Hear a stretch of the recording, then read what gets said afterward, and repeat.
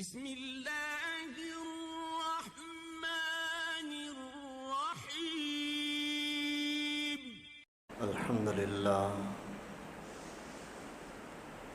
الحمد للہ نحمده ونصلي ونسلم على رسوله الكريم اما بعد فاعوذ باللہ من الشیطان الرجیم بسم اللہ الرحمن الرحیم قل ان صلاتي ونسكي ومحياي ومماتي لله رب العالمين صدق اللہ العلی العظیم۔ محترم دوستو عزیزو، انسان کی عزت اس میں ہے، انسان کی کامیابی اس بات میں ہے کہ جس اللہ نے آپ کو بنایا اسی اللہ کے ساتھ وفاداری کریں۔ جس اللہ نے انسان کو بنایا اس اللہ کے ساتھ انسان وفادار ہو، اسی میں عزت ہے۔ یہی بات اللہ رب العالمین نے رسول اللہ صلی اللہ علیہ وسلم سے کہلوائی۔ قل ان صلاتی و نسکی و محیای و مماتی للہ رب العالمین۔ اے میرے نبی محمد صلی اللہ علیہ وسلم، آپ لوگوں سے کہہ دو کہ میری نماز، میری قربانی، میری زندگی، میری موت ساری کی ساری خالص اس اللہ کے لیے ہیں جو میرا پیدا پروردگار ہے، پیدا کرنے والا ہے۔ ابھی آپ انداز دیکھیں نا، کتنے پیارے انداز میں اللہ رب العالمین نے اس بات کو سورہ انعام کے اندر بیان فرمایا۔ آپ یوں کہیں، پیغمبر کریم کو حکم ہے کہ آپ یوں کہیں کہ میری ہر طرح کی عبادت، نماز ہے، میری قربانی ہے، میری زندگی یعنی زندگی کا ہر طرح کا عمل، میری موت کے بعد کی تیاری للہ، اللہ کے لیے۔ کون اللہ؟ رب العالمین، جو ہے پورے جہانوں کو پالنے والا۔ میرے ہاتھوں کو جن چیزوں کی پرورش کی ضرورت ہے وہ بھی اللہ کر رہا ہے، میرے آنکھوں کو جن چیزوں کی پرورش کی ضرورت ہے وہ بھی اللہ کر رہا ہے۔ میں جب اپنے امی کے پیٹ کے اندر تھا اس وقت میں مجھے کس کس چیز کی ضرورت تھی وہ بھی اللہ نے کی، اسی اللہ کے لیے میں سب کچھ قربان کرنے کے لیے تیار ہوں۔ اگر آدمی ویسے اپنی عقل کے اعتبار سے بھی سوچے، جو آپ کا احسان کرنے والا ہے، محسن ہے، اس کے ساتھ بے وفائی کرنا عام چھوٹا موٹا انسان بھی اس کو اچھا نہیں سمجھتا۔ آپ کسی سیٹھ کے پاس کام کرتے ہیں اور اسی کے ساتھ آپ بے وفائی کریں تو کوئی آپ کو اچھا نہیں کہے گا۔ جب اللہ رب العالمین نے ہمیں سب کچھ دیا اور اس کے باوجود ہم اللہ کے ساتھ بے وفائی کریں، جبکہ اللہ تعالیٰ کا بندے کے ساتھ باقاعدہ پیار ہے، پیار۔ ایک بزرگ نے فرمایا کہ میں ہمیشہ یہی سوچتا تھا کہ اگر ہم اللہ کے ساتھ پیار کریں گے تو اللہ ہمارے ساتھ پیار کریں گے، لیکن جب میں نے قرآن کریم میں غور و فکر کیا تو پھر پتہ لگا کہ اللہ تعالیٰ ہمارے پیار سے پہلے پیار فرماتے ہیں۔ ہماری عقل آنے سے پہلے ہمارے اوپر اللہ تعالیٰ کے احسان شروع ہو جاتے ہیں۔ ہمارا سجدہ کرنے سے پہلے اللہ تعالیٰ ہمیں محبت ڈالتے ہیں، ہم محبت کی نظر ڈالتے ہیں، تبھی ہمیں اپنے گھر میں آنے کی توفیق دیتے ہیں۔ اور اللہ تعالیٰ فرماتے ہیں رضی اللہ عنہم ورضوا عنہ۔ پہلے اللہ تعالیٰ خود راضی ہونے کا اعلان کرتے ہیں، پھر بندوں کو راضی کر دیتے ہیں۔ پہلے اللہ تعالیٰ خود راضی ہو جاتے ہیں، پھر آپ کو بھی راضی کر دیتے ہیں۔ تو اللہ تعالیٰ کا بندے کے ساتھ پیار ہے، اتنا پیار ہے کہ آدمی اس کا وہم و گمان نہیں کرتا، سوچ نہیں سکتا کہ کتنا اللہ تعالیٰ کا ہمارے ساتھ ہمدردی ہے، پیار ہے، محبت ہے۔ لیکن جب آدمی سوچتا نہیں ہے پھر احساس ہی نہیں ہوتا، کہاں دھکے کھا رہا ہے، کہاں بھٹکا ہوا ہے، کوئی پرواہ ہی نہیں ہوتی۔ تو اللہ رب العالمین فرماتے ہیں کہ آپ کی زندگی اس طرح کی ہونی چاہیے کہ ہر چیز کی قربانی، ہر چیز کا جذبات، ہر چیز کی محنت اللہ کے لیے ہو، تو اللہ تعالیٰ تمہارے معاملات آسان کر دیں گے، دنیا کے بھی، قبر کے بھی، آخرت کے بھی۔ لیکن اگر بے وفائی کرتے ہیں تو اس کو تو کوئی پرواہ نہیں ہے۔ دنیا میں ہر بندے کی کسی نہ کسی کے ساتھ محبت ہوتی ہے، ماں باپ کی اولاد کے ساتھ محبت ہے، اولاد کی ماں باپ کے ساتھ، بہن بھائیوں کے ساتھ، گھر کے ساتھ محبت ہے، میاں بیوی کی آپس میں محبت ہے، دوستوں کے آپس میں محبت ہے، استاد شاگرد کی آپس میں محبت ہے، پیر مرید کی محبت ہے۔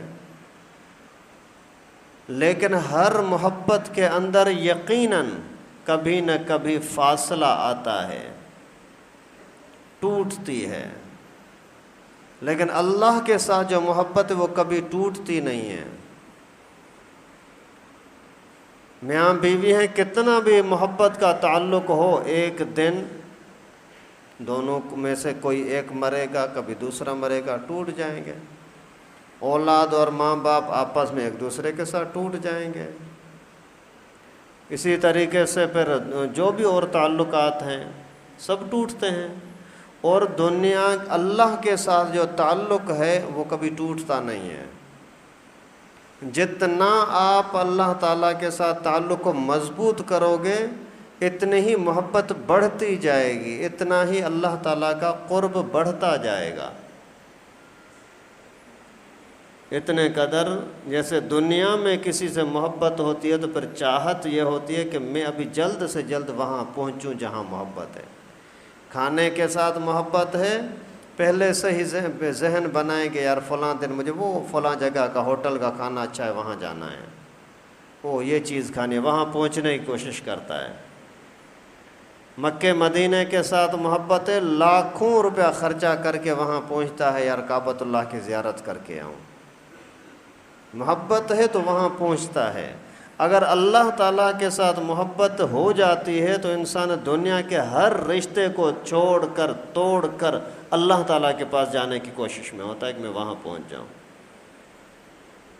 اور دنیا کے ہر محبت میں کوئی نہ کوئی لالچ ہوتی ہے، کوئی نہ کوئی لالچ ہوتی ہے۔ اللہ کی جو بندے کے ساتھ محبت ہے اس میں کوئی لالچ نہیں ہے، اللہ تعالیٰ کی کوئی لالچ بھی نہیں ہے۔ پھر بھی ہمیں اوپر بلند کرنے کے لیے، ترقی دینے کے لیے تھوڑا سا احکامات دیے ہیں کہ یہ کرو، اسی ٹائم میں سے جو میں نے دیا ہے، اپنے ہاتھوں کو میرے نام پر استعمال کرو، ان ہاتھوں کو جو میں نے دیے ہیں، اس زبان کو میرے رضا کے لیے استعمال کرو، جو زبان میں نے دی ہے، سارا کچھ میں نے دیا، ابھی تھوڑا سا اب میرے نام پر بھی خرچ کر لیں ان کو، تو پھر اللہ تعالیٰ کی محبت اور بڑھ جائے گی۔ لیکن لالچ نہ ہو پھر بھی محبت کرے، یہ بڑی بات ہے نا۔ دنیا میں ہر ایک محبت میں لالچ ہوتی ہے۔ بیوی ہے، شوہر سے محبت کرتی ہے، خرچہ دے رہا ہے، دن رات یہاں اسی گھر میں ٹھہرنا ہے، عزت نہیں کروں گی، محبت نہیں کروں گی تو گزارا کیسے ہوگا۔ شوہر ہے، بیوی کے ساتھ محبت کرتا ہے، مجبوری ہے، لالچ ہے، میرے گھر کا انتظام سنبھال رہی ہے، میرے لیے اچھے انتظامات کر رہی ہے، میرے کپڑے دھو رہی ہے، میرے لیے کھانا پکا رہی ہے، یہ لالچیں ہیں۔ کہتے ہیں ماں اور باپ کی محبت اولاد کے ساتھ یہ بغیر کسی غرض کے، بغیر لالچ کے ہوتی ہے، لیکن اگر تھوڑا غور کرے پھر بھی کچھ نہ کچھ لالچ اس میں بھی ہوتی ہے۔ ماں کو یہ تمنا ضرور ہوتی ہے کہ یہ بچہ بڑا ہو جائے گا تو میرا سہارا بنے گا، باپ کو خواہش ضرور ہوتی ہے کہ بیٹا بڑا ہوگا میرا سہارا بنے گا، تو یہ لالچ تو ہو ہی نا۔ اسی طریقے سے استاد شاگردی کا تعلق، اس میں بھی کچھ نہ کچھ لالچ ہوتی ہے، لیکن اللہ رب العالمین کی محبت بندے کے ساتھ، رسول اللہ صلی اللہ علیہ وسلم کی محبت امت کے ساتھ بغیر لالچ کے ہوتی ہے۔ اللہ تعالیٰ اتنا کچھ دے رہے ہیں نا، اللہ تعالیٰ کو کوئی فرق نہیں پڑ رہا کہ اگر ہم سجدہ نہ کریں، پوری دنیا کے لوگ مل کر کے سجدے سے دور ہو جائیں، اللہ تعالیٰ کی عزت عظمت من کوئی فرق نہیں پڑتا۔ یہ سجدہ تمہاری ترقی کے لیے ہے، یہ زکوٰۃ خیرات آپ کی ترقی کے لیے ہے، اس کے باوجود اتنا پیار، آپ سوئے ہوئے ہو، آپ کو اپنے آپ کا پتہ نہیں، اللہ تعالیٰ تمہارے ساتھ محبت کر کے تمہاری نگرانی کر رہے ہیں۔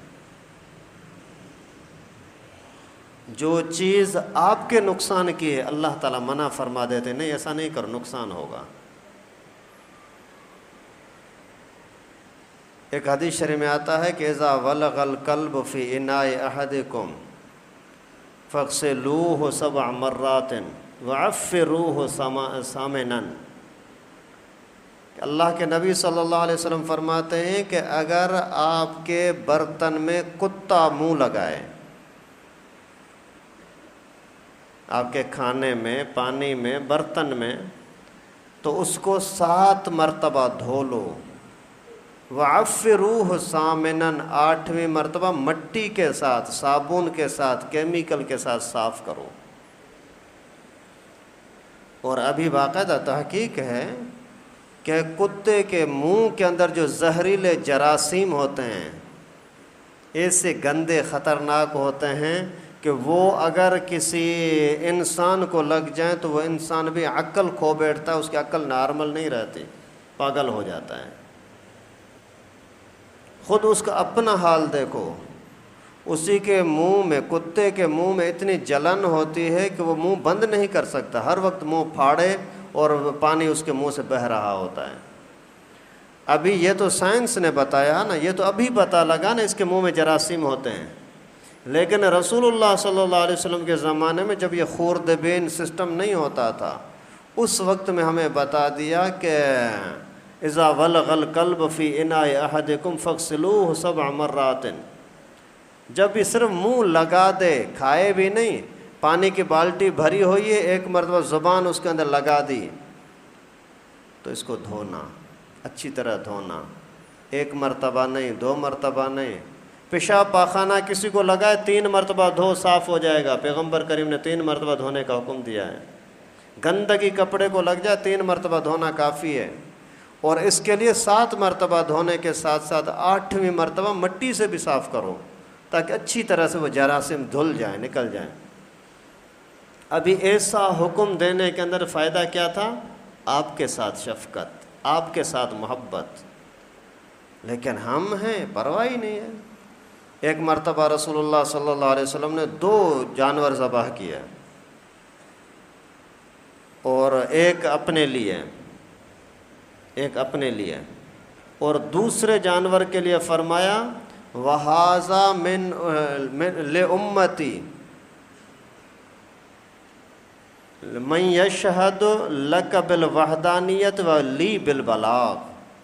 اے اللہ، یہ دوسرا جانور جو میں قربانی کر رہا ہوں نا، یہ میرے امت کے ان لوگوں کی طرف سے ہے جو لوگ تیرے وحدانیت کے قائل ہیں، میرے رسول ہو کر کے پیغامات صحیح پہنچانے کے قائل ہیں، ان کی طرف سے یہ قربانی قبول فرما لیں۔ آپ اندازہ کریں کہ پیغمبر کریم صلی اللہ علیہ وسلم ہماری کی طرف سے، اس امت کی طرف سے قربانی کر رہے ہیں، کیوں؟ محبت ہے نا، شفقت ہے نا، اور بغیر کسی لالچ کے۔ لیکن اس کے باوجود ہم ہیں احساس ہی نہیں، نعوذ باللہ، اور ہر چیز کے لیے ہمارے پاس ٹائم بھی ہے اور تذکرہ کرنے کی توفیق بھی ملتی ہے، بار بار دنیا کی چیزوں کو یاد بھی کرتے ہیں، اگر یاد نہیں کرتے تو اللہ کو یاد نہیں کرتے۔ جس کے احسانات میں ہم ہر وقت ڈوبے ہوئے ہیں۔ اگر یاد نہیں کرتے، اگر تذکرہ نہیں کرتے تو رسول اللہ صلی اللہ علیہ وسلم کا تذکرہ نہیں کرتے، جس رسول کے رات کے دعاؤں کے اندر بھی اس امت کا تذکرہ ہوتا تھا کہ اللہ میرے امت کا پارا تو اس کا خیال کرنا، ان پر رحم کرنا، اللہ رحم فرمائے، اللہ رحم فرمائے۔ تو یہی بات اللہ تعالیٰ نے قرآن پاک میں سمجھائی کہ آپ کی زندگی اللہ کے لیے ہونی چاہیے۔ قل ان صلاتی و نسکی و محیای و مماتی للہ رب العالمین، میری عبادت، میری نمازیں، میری قربانیاں ساری اللہ کے لیے ہیں۔ صلاۃ کے لفظ کی معنی ہے جسمانی جتنی بھی عبادتیں ساری اللہ کے لیے، سجدہ کر رہے ہو صرف اللہ کے لیے، طواف کر رہے ہو، حج کر رہے ہو، بھوکے پیاسے رہ رہے ہو صرف اللہ کے لیے، کسی کے ساتھ چل کر کے مدد کے لیے جا رہے ہو اللہ کے لیے، قربانی کا جانور لینے کے لیے جا رہے ہو، جسمانی جو تکلیف ہو رہی وہ اللہ کے لیے، دکھلاوے کے لیے نہیں، لوگوں کے لیے نہیں، واہ واہ ملنے کے لیے نہیں۔ اور اس کے بعد پھر وَنُسُكِي، میری قربانی یعنی مالی عبادت، میرے پیسہ جو خرچ ہوتا ہے یا اللہ یہ تیرے لیے، یا اللہ میرا مال تیرے نام پر خرچہ ہو۔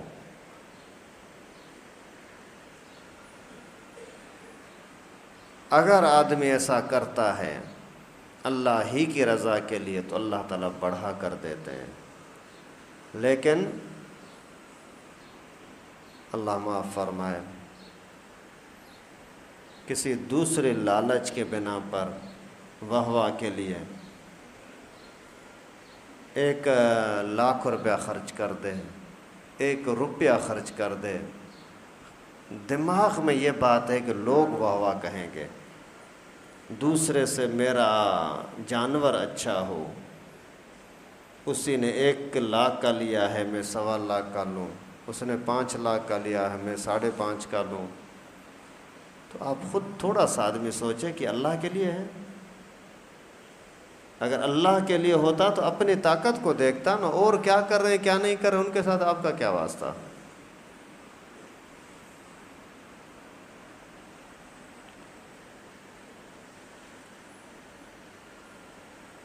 بہت سارے لوگ تو عجیب ہیں، اللہ تعالیٰ ان کے حال پر رحم کرے، بیچارے تکلیف بھی کرتے ہیں، پیسے بھی بھرتے ہیں، محنت بھی کرتے ہیں، لیکن نیت کے اندر تھوڑی سی یا عمل کے اندر تھوڑی سی خرابی ہونے کی وجہ سے وہ ثواب نہیں عذاب کے حقدار بنتے ہیں۔ قربانی فرض سے کم درجے کی ہے، واجب ہے، اور نماز ہر روزانہ 5 نمازیں فرض ہیں، اور نماز مفت کی ہے، پیسے نہیں لگتے۔ اس کے باوجود نماز پر آنے کے لیے تیار نہیں ہے، جانور کے لیے روزانہ جانے کے لیے تیار ہے، کئی گھنٹے نکال کر منڈی جا رہا ہے۔ اگر اخلاص ہے تو بڑی عبادت ہے، اگر اخلاص نہیں ہے تو پھر اسی سے اتنے پیسوں کو آگ لگا دو، وہ اچھا ہے، کم از کم شرک کا گناہ تو نہیں ہوگا۔ من صلی یرائی فقد اشرک ومن صام یرائی فقد اشرک من جاہد یرائی فقد اشرک۔ نماز پڑھو لوگوں کو دکھانے کے لیے شرک ہے، روزہ رکھو لوگوں کو دکھانے کے لیے شرک ہے، شرک۔ جہاد کرو، اپنی جان دینے کے لیے میدان میں اترو، لیکن دل کے اندر خواہش دکھلانے کی ہے، لوگ بہادر کہیں گے، تو یہ مشرک ہے، مشرک۔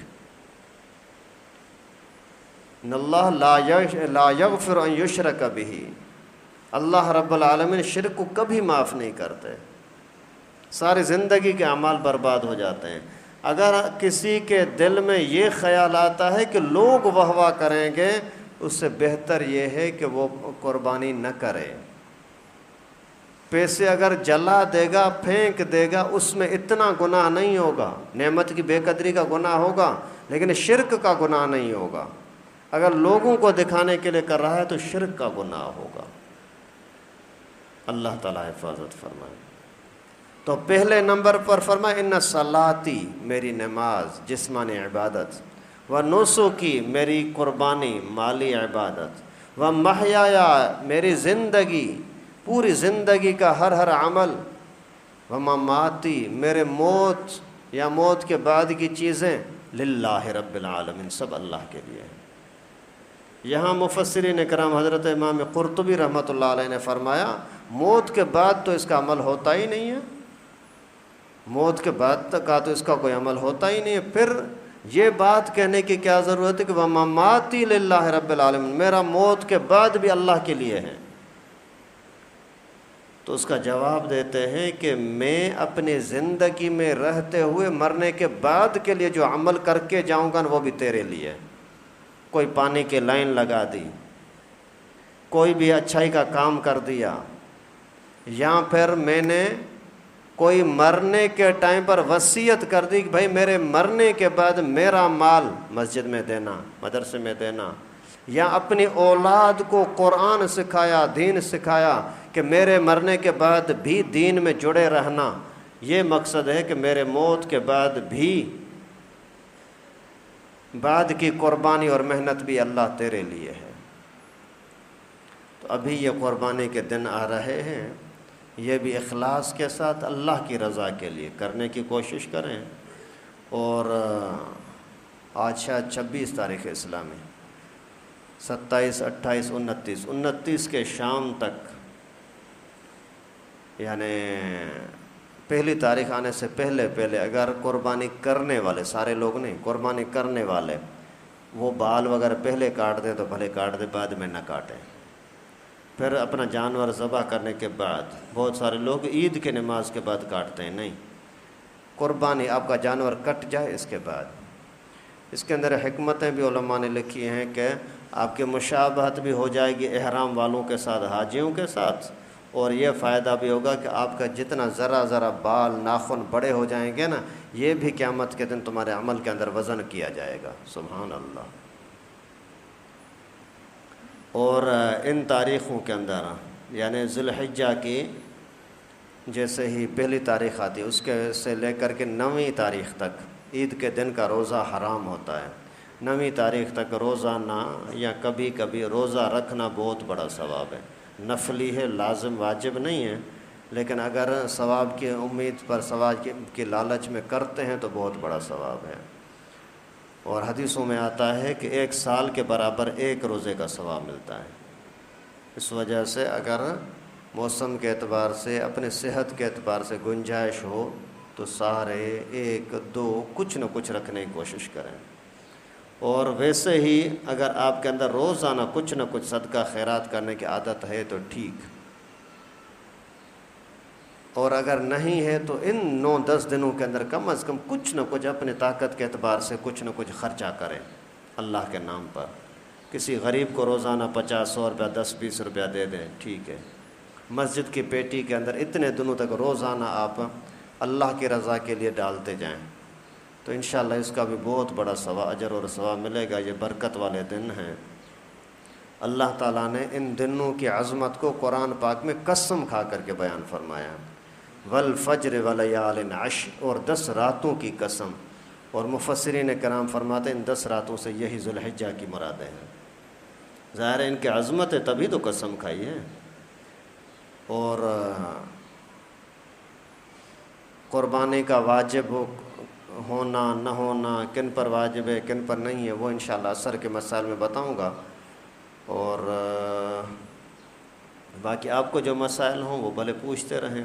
جانور کا عیب دار نہ ہونا ضروری ہے۔ جو بھی جانور خریدو اس کے اندر 2 چیزوں کے اندر اکثر لوگ دھوکہ کھاتے ہیں، یا تو عمر اس کی پوری نہیں ہوتی، یا پھر کوئی نہ کوئی عیب ہوتا ہے، بس ظاہری شکل کو اچھا دیکھ کر کے لے لیتے ہیں، پھر یہاں پہنچنے کے بعد فون کرتے ہیں امام صاحب یہ تو چل نہیں سکتا، امام صاحب اس کا تو دم کٹا ہوا ہے، وہ ایلفی کے ساتھ جوڑا ہوا ہے، یہ ہوا۔ تو وہاں یا تو اچھی طرح سے خود دیکھیں یا کسی ماہر کو لے جائیں تو اس میں آپ کا فائدہ ہوگا۔